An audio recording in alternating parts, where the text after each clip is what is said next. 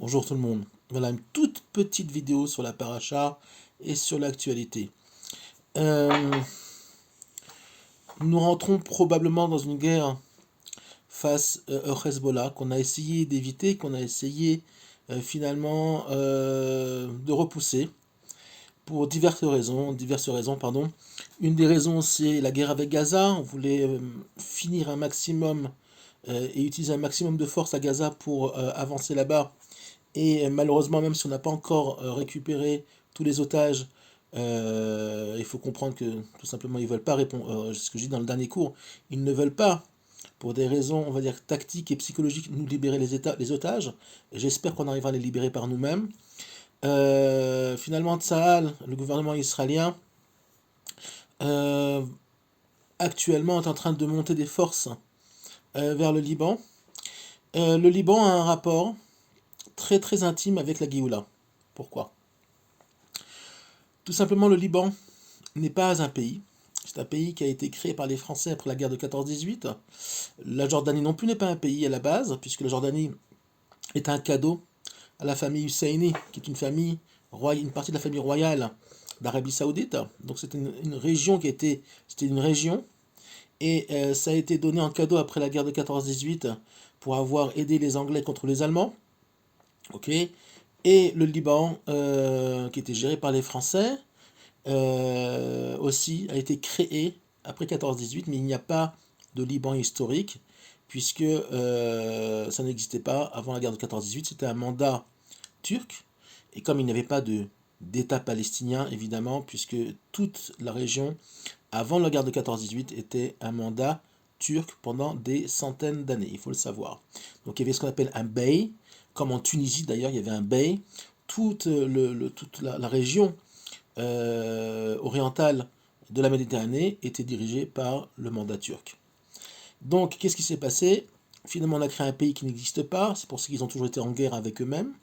Il y a eu une partie de prospérité, mais finalement, le Liban s'est retourné dans les années 70. Il y a eu une très grande guerre civile entre chrétiens, palestiniens, ce qu'on appelle les Palestiniens, à savoir aussi cette identité qui a été créée par Arafat et ses sbires. Il le dit lui-même dans des vidéos, puisque je répète, et ceux qui ne le savent pas, Arafat est né au Caire, ok, il n'est même pas né en Eretz Israël, voilà. Donc finalement, on est dans un mensonge depuis très très longtemps. Donc le Liban est une région, historiquement ça appartient à la Syrie et évidemment au royaume juif, au royaume d'Eretz Israël, qui est en train de revenir, de se rétablir par le biais d'un État, on appelle l'État d'Israël, et qui va se finaliser par le retour du Melech HaMashiach. Mashiach est un homme politique, est un homme évidemment spirituel aussi, mais c'est surtout un leader.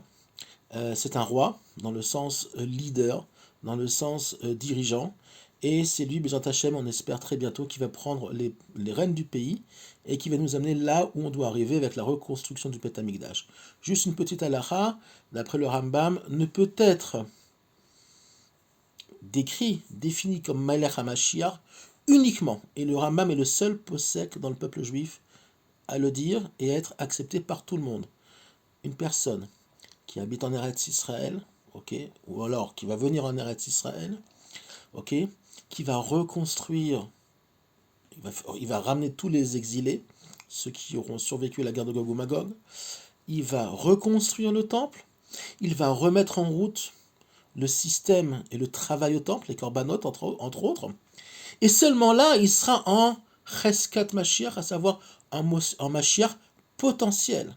Donc on ne peut pas dire sur quelqu'un qu'il est Melach HaMashiach, même en potentiel, tant qu'il n'a pas reconstruit le temple et remis en route le temple, d'accord? Parce que le reconstruire c'est une chose, mais remettre en route les corbanotes, donc tous les fantasmes, mon rabbi c'est le Mashiach et mon rav c'est le Mashiach, etc., on en est très loin. Et le seul posek Ilchot Melachim du Rambam, ce qu'on appelle la loi des rois, permet de dire que un homme est potentiellement même Mashiach.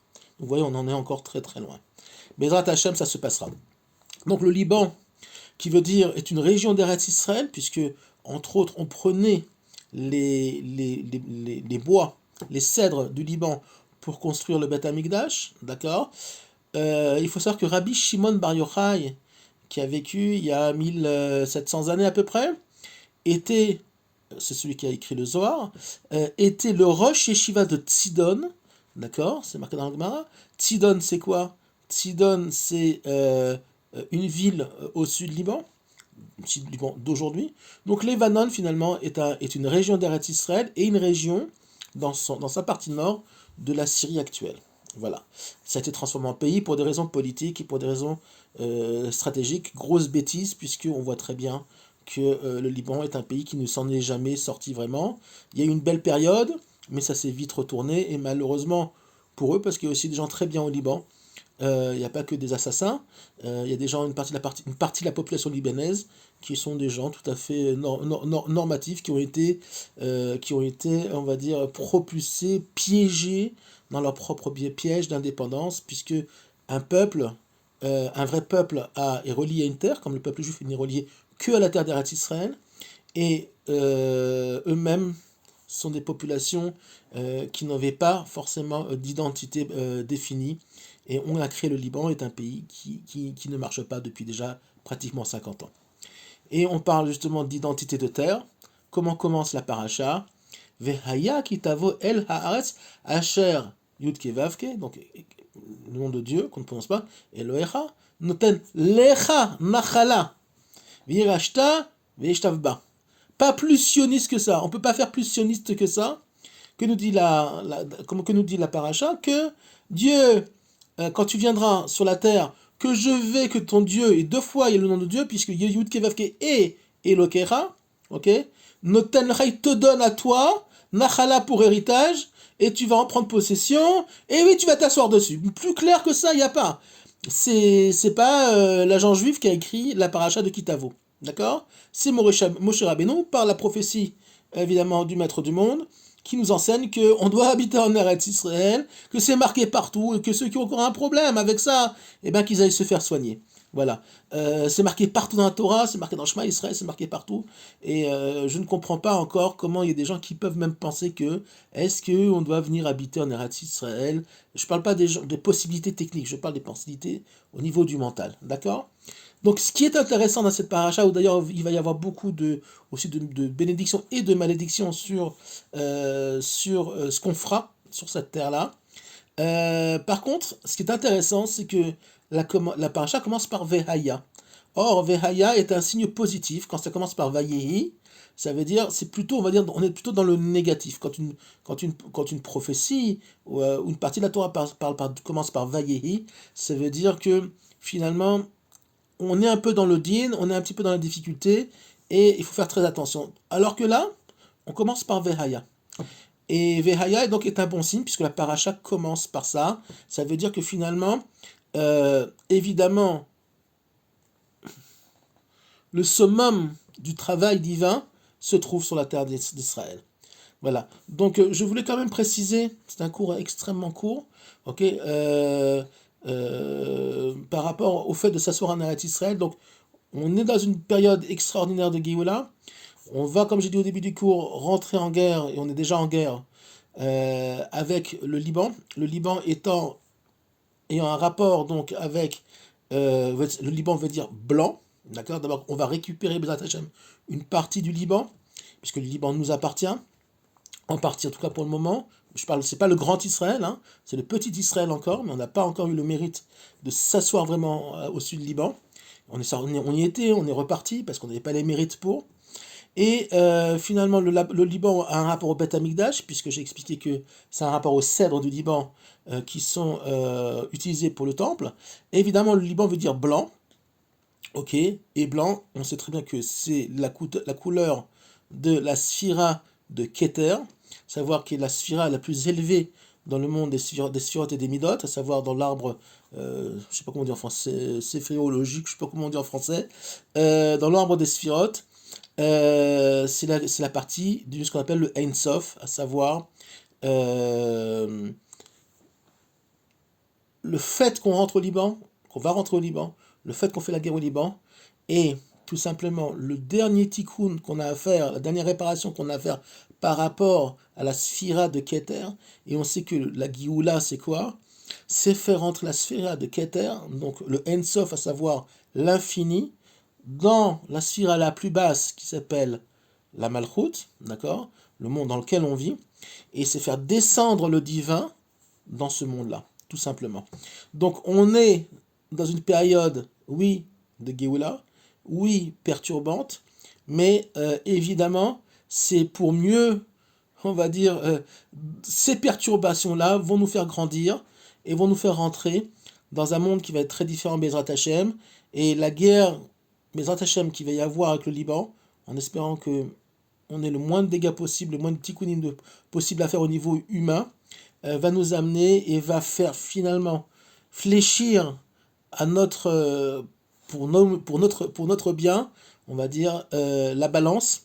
Ok, la balance va passer vers du côté de Chesed complètement, sans din, et on va rentrer dans le monde du Mashiach. Le Mashiach va se dévoiler, il va prendre la tête d'Eretz Israël, et il va montrer au monde, finalement, dans combien de mensonges on est, à tous les niveaux, à tous les niveaux. Tout va tomber, tout va tomber, ça va être très très dur pour beaucoup de monde. Et en Eretz Israël, ça va être très dur parce qu'il y a beaucoup de mensonges aussi ici. Et évidemment, les nations du monde, puisqu'on est dans un mensonge monumental. Hein. Ils ont fait là récemment une réunion, un consortium sur la paix, où ça en Iran, où on pend les gens en veux-tu, en voilà, on assassine les homosexuels, pour un oui, pour un non, chaque fois que tu fais un truc de travers, tu te retrouves la corde au cou. Que Dieu préserve. Voilà, et c'est là-bas qu'on fait une conférence sur la paix, c'est très intéressant. Ça montre combien le monde est malade, ça montre combien le monde est menteur. L'ONU a récemment voté contre la terre d'Israël, contre l'État d'Israël, entre autres la France. Okay. La Belgique a soutenu ouvertement le Hezbollah. Après l'attaque d'Israël, Israël qui se prend des missiles depuis 9 mois pratiquement sur la tête du Hezbollah. Et bon, on répond, mais c'est encore très gentil de notre part. Là, les cartes, là, tout va changer. On rentre, je répète que Rosh Hashanah, c'est le jour du jugement.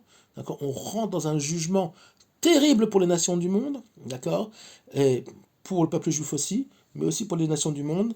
Et je peux vous garantir que je peux me tromper, évidemment, mais je pense que ça va chauffer et les merguez vont être très cuits.